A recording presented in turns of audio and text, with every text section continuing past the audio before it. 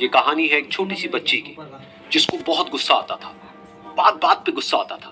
और जब उसको गुस्सा आता था तो वो ये नहीं देखती थी कि उसके सामने कौन है, और जो उसके मन में आता था वो सब बोल देती थी। कई कई बार तो वो कुछ चीजें उठाती और जमीन पे फेंकती और तोड़ देती। तो उसके माँ बाप बहुत परेशान हो गए, उनको समझ नहीं आ रहा था कि वो क्या करे। उन्होंने बहुत कोशिश करी उस बच्ची को समझाने की अलग अलग तरीके से, लेकिन वो बच्ची समझ ही नहीं रही थी। फिर एक दिन उसकी माँ ने उसकी ट्यूशन टीचर से बात करी, क्योंकि ट्यूशन टीचर ही एक ऐसी थी जिसकी की वो बात सुनती थी।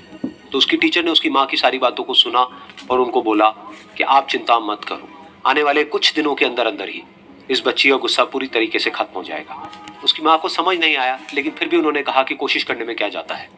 फिर उस दिन रोज की तरह जब वो टीचर आई और वो क्लास शुरू होने वाली थी, तो उसकी टीचर ने उस बच्ची से कहा कि आज हम पढ़ाई नहीं करेंगे, आज हम एक गेम खेलेंगे।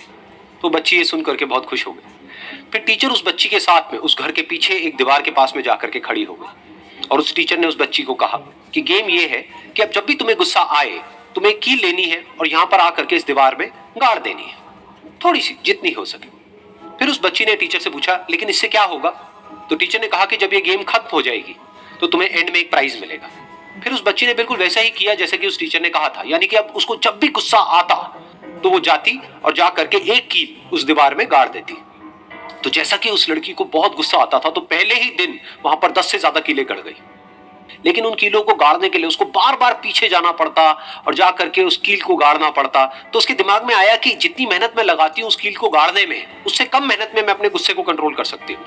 अगले दिन 8 कीलें गड़ी, उसके अगले दिन 6, फिर 4, फिर 3, फिर 2, फिर 1। फिर एक ऐसा भी दिन आया जब एक भी बार उसको गुस्सा नहीं आया और एक भी कील उस दीवार में नहीं गड़ी, और वो बच्ची बहुत खुश हो गई।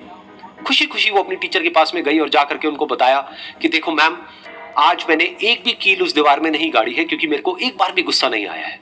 तो मैम ने उसको थोड़ी सी शाबाशी दी और मैम उसके साथ में उस दीवार के सामने जाकर के खड़ी हो गई। अब मैम ने उस बच्ची को कहा कि गेम अभी खत्म नहीं हुई है, अब तुम्हें क्या करना है कि जिस भी दिन तुमको बिल्कुल भी गुस्सा नहीं आता है, उस दिन के एंड में तुम एक कील को इस दीवार से निकाल दोगी।